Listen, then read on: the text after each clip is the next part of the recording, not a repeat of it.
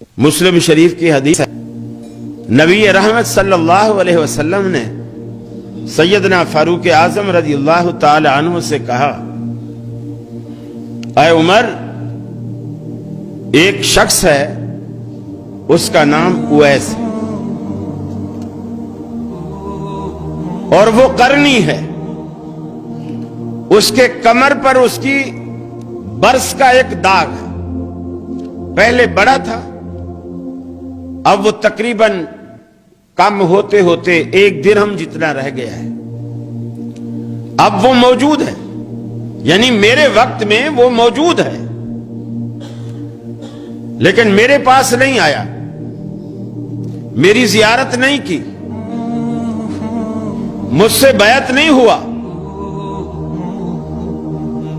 صرف اس وجہ سے اس کی ایک بوڑھی ماں ہے اور وہ دن رات اس کی خدمت میں لگا رہتا ہے، اور اس کی ماں کی خدمت کرنے والا اس کے سوا کوئی نہیں ہے، تو اس نے ماں کی خدمت کی وجہ سے صحابیت کا رتبہ چھوڑ دیا ہے۔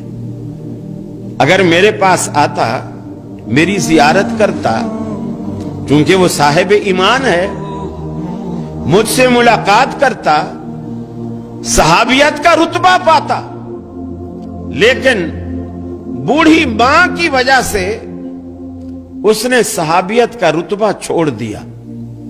عمر، لیکن اللہ نے صحابیت کے رتبے کو بھی کھونے کے باوجود اس ایک بوڑھی ماں کی خدمت کی وجہ سے اللہ نے اسے وہ کچھ دیا ہے کہ وہ اپنے منہ سے کچھ بھی نکال دے، عرش والا اسے فوراً پورا کر دیتا ہے۔ عمر کو بتایا کیوں؟ عمر، اگر تیری اس سے ملاقات ہو تو اپنے لیے دعا ضرور کروانا کہ اللہ اس کی دعا کو رد نہیں کرتا۔ حضرت عمر ڈھونڈتے رہے،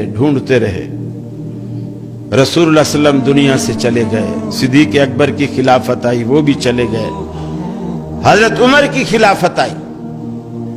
حضرت عمر کے دور میں کسی نے آ کر بتایا کہ امیر المومنین، جس شخص کی آپ کو تلاش تھی، میں اسے مل کر آ رہا ہوں، مینا میں ٹھہرا ہوا ہے، حج کرنے آیا ہوا ہے، ایک خیمے میں ہے، اگر آپ کہیں تو میں اس کو بلا لاؤں۔ انہوں نے کہا نہیں، جس بندے کی اللہ کے ہاں اتنی او بھگت ہے کہ اس کی بات اللہ ٹالتا نہیں ہے، ہم اس کو اپنی دربار میں نہیں بلائیں گے، اس کے احترام میں خود اس کے پاس جائیں گے۔ حضرت عمر فاروق نے اس بندے سے کہا مجھے لے چلو۔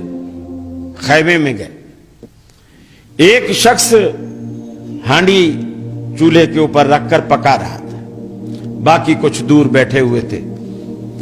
آپ نے پوچھا ایوکم اویس، ارے تم میں اویس کون ہے؟ وہ جو ہانڈی پکا رہا تھا اس نے کہا میرا نام اویس ہے۔ فرمائیے۔ سیدنا فاروق اعظم نے اپنا تعارف کروایا اور کہا کہ میرے لیے دعا کرو۔ انہوں نے کہا میں آپ کے لیے دعا کروں؟ آپ صحابی رسول، خلیفۃ المسلمین، امیر المومنین، میں آپ کے لیے میں دعا کروں؟